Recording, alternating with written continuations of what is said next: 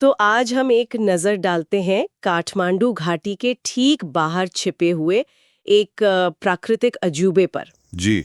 हमारे पास जो जानकारी है वो शिवपुरी जलप्रपात साम्राज्य नाम के स्रोत से है।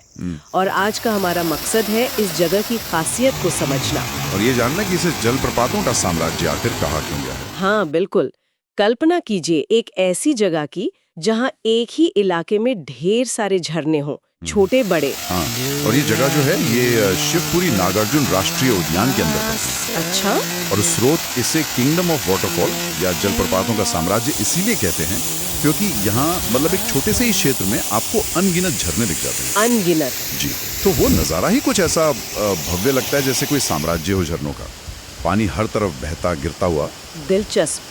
तो मतलब सिर्फ एक बड़ा झरना नहीं है बल्कि कई सारे झरनों का एक समूह है। बिल्कुल।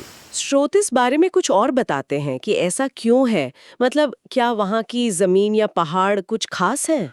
हाँ, कुछ हद तक स्रोत इशारा करते हैं कि जो शिवपुरी पहाड़ी का ढलान है और वहाँ की जो चट्टानी बनावट है वो पानी के बहाव को कई छोटी छोटी धाराओं में बांट देती हैं, खासकर मानसून में या उसके फौरन बाद। अच्छा, तो पानी फैल जाता है। हाँ, और जब ये धाराएं ढलान से नीचे उतरती हैं तो जगह जगह पर छोटे बड़े झरने बन जाते हैं। तो ये कोई एक अकेला विशाल झरना नहीं है। समझ गई। ये कई झरनों की एक पूरी श्रृंखला है और वो सब मिलकर वो साम्राज्य वाली वो अनुभूति पैदा करते हैं। समझ गई। तो मतलब भव्यता उसकी विशालता में नहीं बल्कि उसकी सघनता, उसकी गिनती में है। बिल्कुल सही। और ये काठमांडू शहर के इतने नजदीक है, ये भी तो एक बहुत बड़ी बात है। हाँ बिल्कुल। स्रोत इस बात पर जोर देते हैं कि शहर की भागदौड़ से इतनी आसानी से पहुंच के अंदर ऐसी शांत और खूबसूरत जगह का होना यही से खास बनाता है।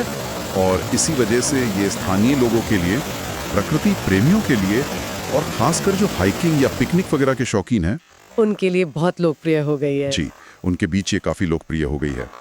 ये उनके लिए शहर के शोर से दूर, मतलब प्रकृति के बीच सुकून पाने का एक बड़ा ठिकाना है। तो ये सिर्फ देखने में ही सुंदर नहीं है बल्कि वहाँ के लोगों के जीवन का, उनके लाइफस्टाइल का भी एक हिस्सा बन गया है। हाँ, कह सकते हैं। स्रोत क्या है इसके? पारिस्थितिक महत्व, मतलब इकोलॉजिकल इम्पोर्टेंस के बारे में भी कुछ बताते हैं। इतने सारे झरने हैं, पानी का स्रोत है। देखिए, स्रोत सीधे तौर पर कोई बहुत गहरा पारिस्थितिक विश्लेषण तो नहीं करते, लेकिन वो इस बात का जिक्र जरूर करते हैं कि ये राष्ट्रीय उद्यान का हिस्सा है। हाँ, ये तो है। और राष्ट्रीय उद्यान तो अपने आप में जैव विविधता और जल स्रोतों के संरक्षण के लिए बहुत महत्वपूर्ण होता ही है। सही बात। तो झरनों का ये साम्राज्य उस बड़े इकोसिस्टम का एक बहुत ही दर्शनीय और अहम हिस्सा है, जो न सिर्फ इंसानों को खींचता है बल्कि शायद वहाँ के पेड़ पौधों और जीव जंतुओं के लिए भी अहम होगा। सही है। तो ये सिर्फ नज़ारों की बात नहीं है, ये उस पूरे इलाके की सेहत से भी जुड़ा हुआ मामला है। अच्छा, तो हमने इस विषय की कुछ परतों को खोला है।